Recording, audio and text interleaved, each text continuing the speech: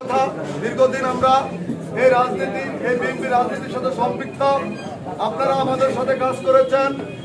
আপনারা সুখে দুঃখে এই চরপেশন মানপুরা স্থানীয় নেতৃত্ব প্রতিষ্ঠার লক্ষ্যে আমাদের সাথে একত্রিত হয়ে তিল তিল করে এই চরপেশনের মাটিতে জননেতা জনাব নুরুল ইসলাম নয়ন সাহেবকে প্রতিষ্ঠিত করেছেন। তার ধারাবাহিকতায় আমরা তাকে এমপি নির্বাচিত করেছি বিপুল ভোটে।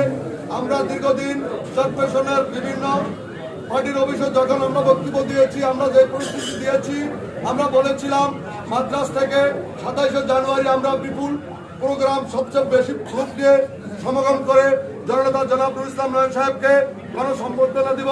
আমরা দিতে সক্ষম হয়েছি এবং আমরা বলেছি পরপর আরো 2টা প্রোগ্রাম গেছে। চরপেশন উপজেলা 21টা ইউনিয়ন থেকে সর্বোচ্চ উপস্থিতি নিয়ে আমাদের জননেতা জনাব নুরুল ইসলাম নয়ন সাহেবকে আমরা গণসম্বর্ধনা দিয়েছি। ইভেন এই নির্বাচনে 13দশ জাতীয় সংসদ নির্বাচনে মাদ্রাজ ইউনিয়ন থেকে সর্বোচ্চ ভোটের মাধ্যমে আমাদের নেতাকে আমরা বিপুল ভোটে জয়যুক্ত করেছি।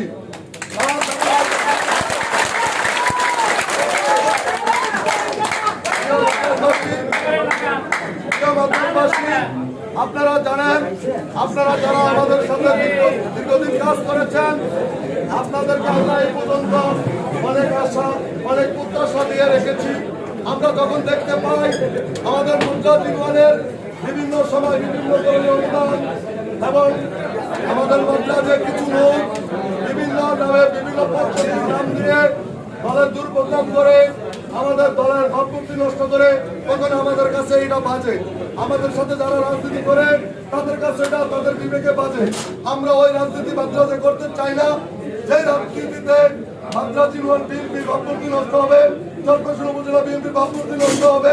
আমরা কোন চান্দাবাজ, সন্ত্রাস, চাঁদাবাজ, মাদক কারবারি মাদ্রাজের মধ্যে দেখতে চাই না। আমরা চাই সামনের দিনগুলোতে আমাদের এমপি মহোদয় যেভাবে দিক নির্দেশনা দিবে, আমরা সেই দিক নির্দেশনা মোতাবেক মাদ্রাজে সুন্দর পরিবেশে একটি মডেল ইউনিয়ন হিসাবে 21টি ইউনিয়নের ভিতরে তৈরি করতে চাই। আপনারা কি একমত? আমাদের এমপি মহোদয় আপনাদের সাথে কথা বলবে এবং আমাদের সাংগঠনিক অভিভাবক আমাদের বড় ভাই জনাব আহমদউদ্দিন শিকদার দীর্ঘদিন আপনাদের সাথে মাঠে কাজ করেছে। আমরা তার দিক নির্দেশনা